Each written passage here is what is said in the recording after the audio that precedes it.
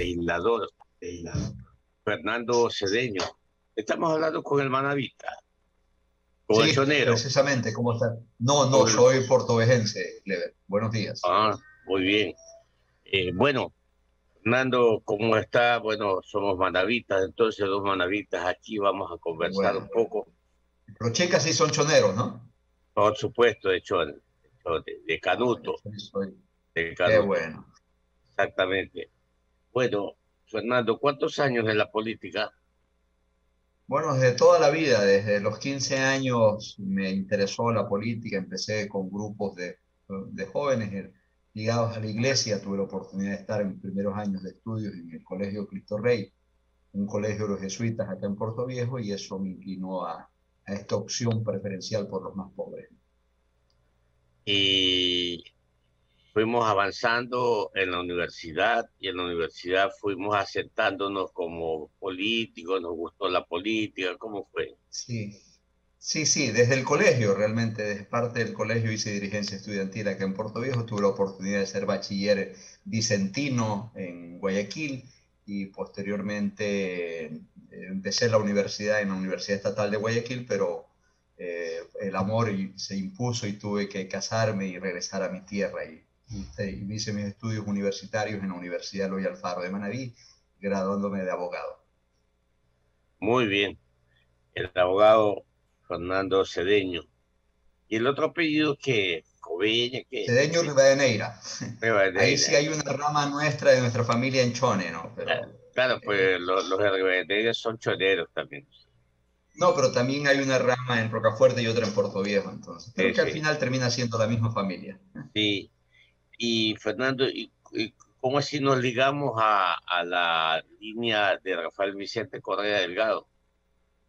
Bueno, por convicción, yo creo que cuando aparece la candidatura de Rafael en el año 2006, se veía una luz en el camino, luego de décadas graves en la democracia ecuatoriana. Yo tengo la oportunidad de ser parte de esa generación que ha vivido los 40 y pico de años del retorno a la democracia, donde me tocó ver inicialmente lo que fue parte del gobierno Roldós y posteriormente el gobierno de Hurtado, donde empezaron a crear políticas de corte neoliberal como la sucretización en esa época que benefició a determinados grupos de poder con afectación a la economía ecuatoriana y el nivel de endeudamiento que a partir de ahí se fue dando en el país. Entonces conozco muy bien la historia democrática del Ecuador porque la viví la represión del gobierno de Febres Cordero, cuando era estudiante participé en las huelgas nacionales del FUC del año 82, 83, siendo muy joven, entonces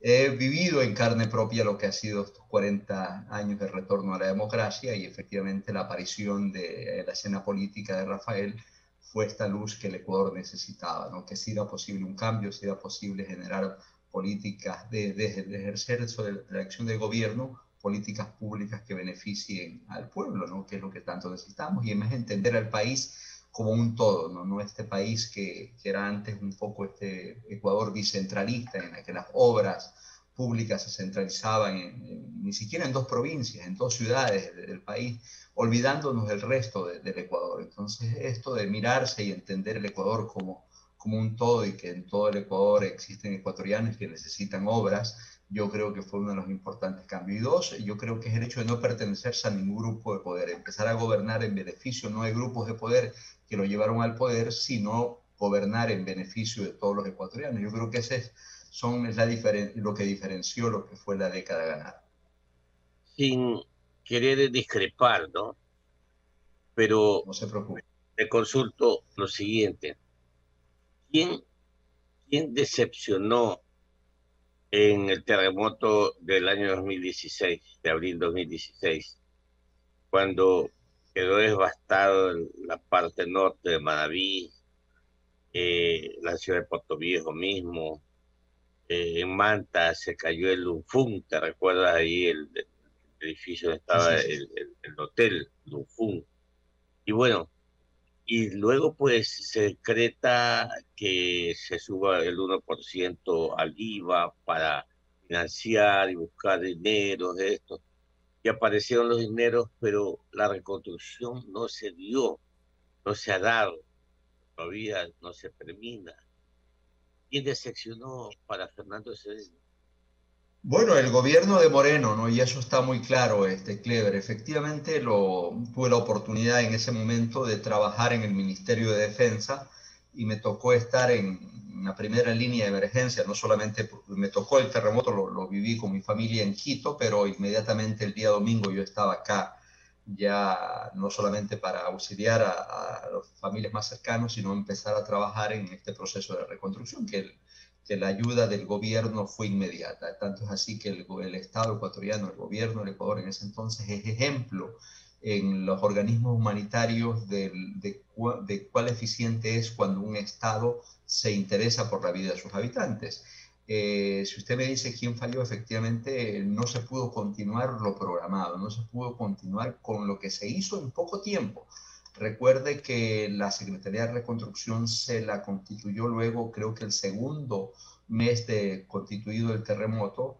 Entonces no estuvo ni siquiera un año en ejercicio de sus funciones, porque al final el gobierno de Rafael estuvimos hasta el 24 de mayo del 2017 y esperamos todo lo que se planificara. Y aquí esto es interesante porque ciertos sectores interesados han tratado de construir una narrativa de tratarnos de culpar a nosotros, pero lo que se hizo fue tremendo en poco tiempo y eran actitudes de emergencia, ¿no? No se olvide que la magnitud del daño y la afectación de toda la infraestructura vial, bueno, en todos los ámbitos fue tremendo. Usted numeró, por ejemplo, el caso de Lun Fun de Manta, pero no, fue todo Tarqui, o sea, los que conocemos y las personas que me escuchan que conocen la provincia de Manabí, fue todo un sector, todo un barrio que fue totalmente borrado del mapa. Y igualmente el centro de Puerto Viejo, yo tuve la oportunidad de ser parte, crecí y nací en ese centro de Puerto Viejo y todavía recorrer, luego de más de 5 años de transcurrir el terremoto, recorrer esas calles realmente nos llenan de mucho dolor de ver lo que era, porque la ciudad cambió tremendamente. Ahora hay nuevos polos, nuevas centralidades y ya no hay ese centro urbano que daba característica a la ciudad de Puerto Viejo. Entonces, volviendo a su pregunta inicial, Clever, efectivamente, hubo un gobierno que no supo continuar, un gobierno indolente. Tanto es así que terminó desapareciendo la secretaría, no se pudo continuar con lo programado. Pongo un ejemplo concreto. Mire, se dejó programado el financiamiento para la construcción del hospital de Bahía de Caracas, el hospital de Chone y el hospital de Pedernales, con financiamiento del gobierno chino, que era un crédito no reembolsable que daba este gobierno para la construcción de estos hospitales. Ese proyecto lo dejaron a un lado. Pero ¿qué pasa después? Y esto es interesante recordar siempre, y por suerte habemos personas que tenemos buena memoria. ¿Qué pasa después, por ejemplo? Dejan perder eso y para contratarlos desde el propio gobierno nacional. Y ya sabemos, por ejemplo, lo que pasó con el hospital de Pedernales, donde aparecen legisladores manavitas que nos llenan de vergüenza, incluso jóvenes que deben ser referentes para las nuevas generaciones, involucrados en casos de corrupción, como el caso del señor ex asambleísta Daniel Mendoza, que se encuentra detenido actualmente. Entonces, ahí vemos las razones, los motivos que priorizaron y no pensando siempre en las necesidades, en este caso, de estas localidades, de cantones tan importantes como Chone, el cantón Sucre y el cantón Pedernales, que tanto necesitaron.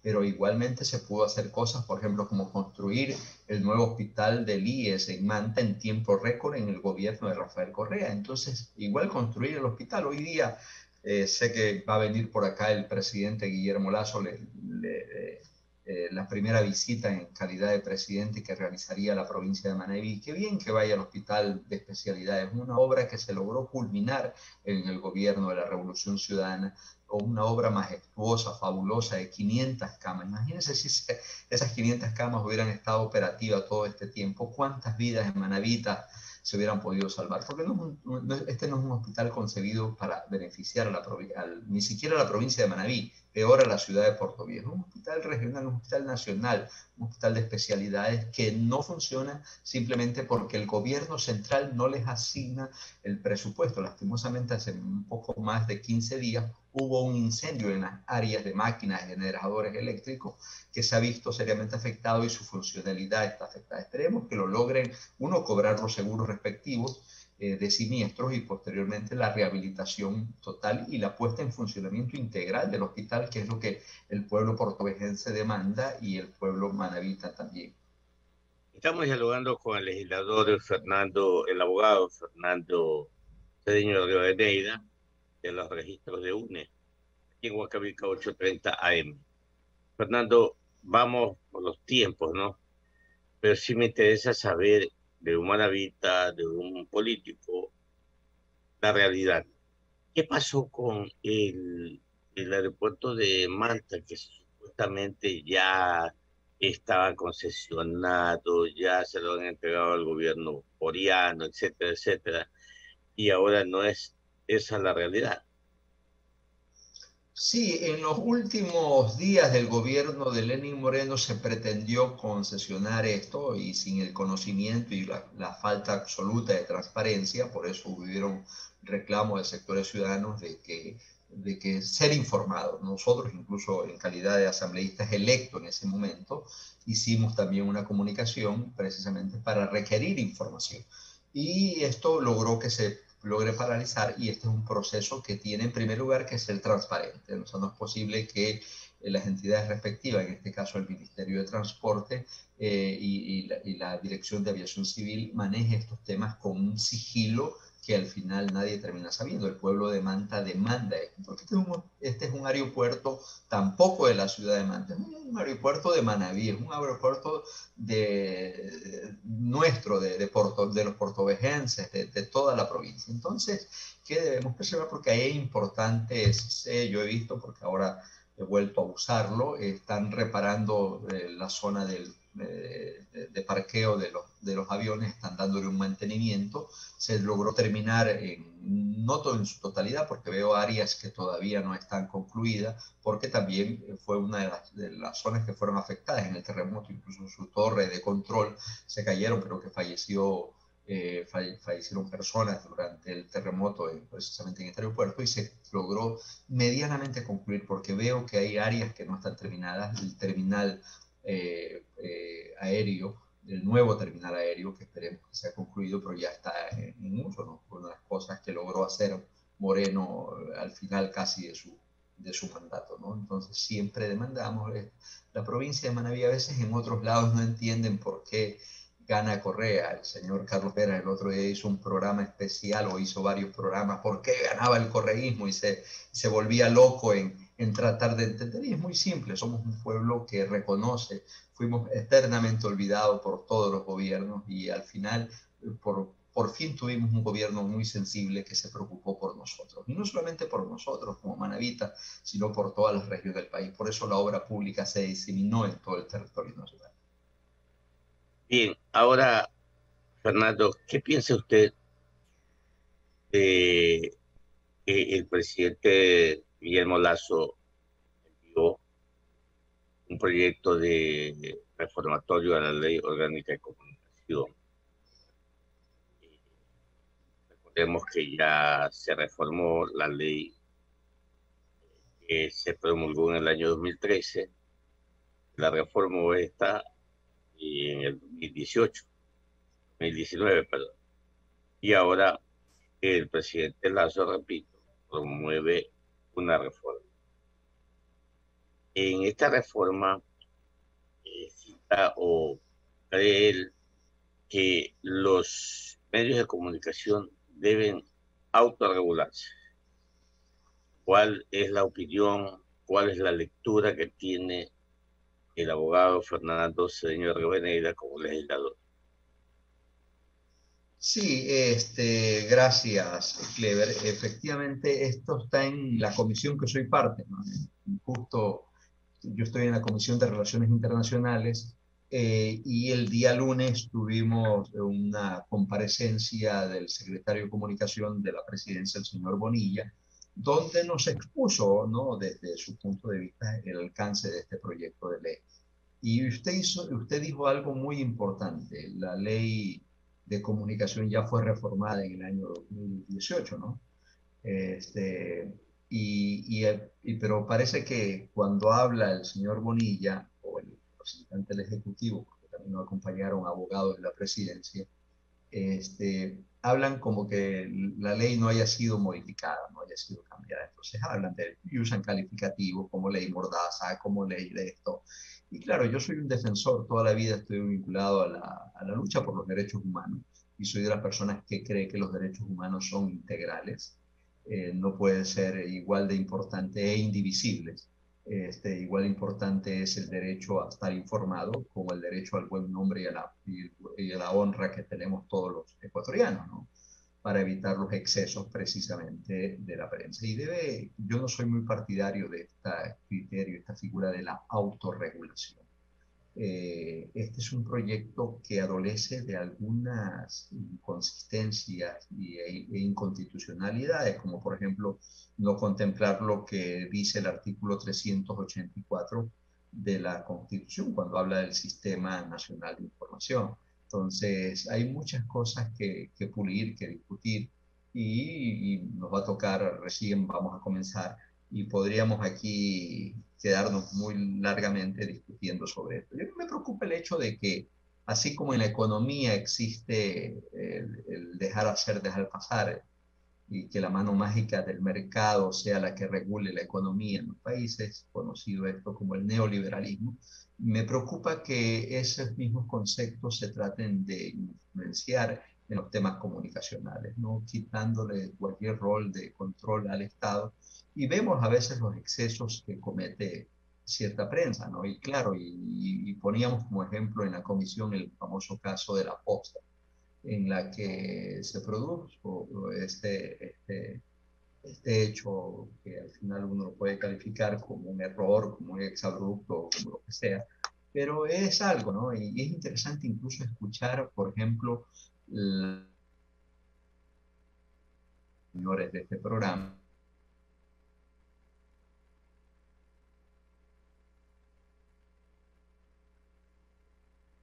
gente madurez política para entender, porque nosotros Estamos teniendo problemas con el internet. Siga, siga. entonces somos incomprendidos. Entonces es no entender la gravedad de lo que sucede, ¿no? De la afectación que yo hice, ¿no? Porque se configuran varios delitos, delito de odio, bueno, una serie de cosas en un mundo ahora en que acabamos incluso nosotros de trabajar en la comisión o en la Convención Interamericana contra toda forma de discrimen y marginación, en la que el mundo y los derechos han cambiado. Yo digo, y a veces nos seguimos moviendo con muletillas. Usted me decía, ¿y cuál es su trayectoria? Yo sí, yo vengo de la activación política en organizaciones sociales, en derechos humanos, pero uno tiene que ir evolucionando. Por ejemplo, fuimos una generación que no era tolerante a las diferentes formas de manifestación de carácter sexual, que es un tema individual de cada persona, éramos homofóbicos, etc. Pero que nos toca madurar, nos toca entender, nos toca que las sociedades evolucionan y uno tiene que adaptarse a esas nuevas formas de evolución y aprender realmente a ser tolerante. Cuando digo ser tolerante, ser respetuoso por los disensos, porque yo puedo tener con usted diferencias y de hecho la tenemos, pero mantenemos un diálogo fluido, respetuoso entre posiciones que podemos pensar diferentes, pero eso no se da a veces por los niveles de intolerancia, por los niveles de imponer incluso un pensamiento hegemónico que a veces se va configurando y nos toca ir desde lo alternativo, desde lo contrahegemónico, empezar a discutir, porque no todo el mundo puede pensar lo mismo, ¿no? Y tenemos que aprender a ser respetuosos con el disenso, ¿no? Para construir una sociedad mejor, que es lo que queremos, ¿no? Entonces, en el caso de la ley, estamos analizándola, estamos viéndola, vamos a proponer también desde nuestra perspectiva un punto de vista a esta ley. Ahora, ¿por qué el CAL la envió a su comisión? y no a la Comisión de los Derechos Colectivos? Sí, es una pregunta que yo también me la he hecho, que no he indagado más. Estamos todavía en trabajo virtual, no estoy en la ciudad de Quito, no sé, me gustaría, me da como tarea averiguar precisamente, pero está en nuestra comisión. Tal vez porque quien preside la comisión nuestra es el asambleísta Flores, que es el jefe de la bancada de Creo, ¿no? Tal vez le interesó que es, realmente desconozco y no quisiera adelantar el criterio. Le comento que nosotros, los radiodifusores, vamos a presentar también un anteproyecto. Por cierto, acá tiene buenos amigos, don Lenin Andrade Quiñones, me ha hablado muy bien de usted. Muchas gracias. Entonces vamos a presentar ese anteproyecto a la comisión. Nos gustaría, y las veces que ustedes consideren de mantener una reunión de trabajo con el mejor de los agrados, ¿no? Porque es Es- interesante generar, o sea, no se puede crear una ley sin el consentimiento y sin escuchar a las partes, ¿no? Así es, así es. Para eso es la democracia, Y también a la para eso ciudadanía, es ¿no? la pluralidad, ¿va? Así es. Mientras haya pluralidad, en buena hora. Por eso es bonita la universidad, porque la universidad es democracia. Todo el mundo puede opinar, todo el mundo tiene su criterio. Como usted dijo hace poco, podemos disentir los dos, pero mientras lo hagamos con altura, con respeto, es Así es. maravilloso, porque ahí viene quien nos está escuchando y que estamos aplicando la dialéctica, entonces se vuelve muy, pero muy rico y beneficioso para la comunidad, para la sociedad, etcétera. Entonces, sin problema conmigo y vamos, tenemos que presentar ese documento. Sabemos que Fundamedios también tiene un documento y que se nos explique qué es lo que realmente quiere el gobierno en materia de ley orgánica. Mi estimado legislador, abogado, Fernando Cedeño de Rivadeneira, me he alegrado de saludarlo, que todas estas expresiones, todos estos comentarios que usted ha hecho, vayan sirviendo a los oyentes de Huancavilca 830M, que siempre están ávidos por saber la versión de cada uno. Y eso es lo más importante, escuchar su versión, escuchar la versión de otro y de otro y de otro y de otro, para enriquecer así un criterio que ellos se formen. Un abrazo para usted y que le vaya muy bien. Muy buenos días. Gracias, Clever, ¿no? Buenos días. Qué bonito.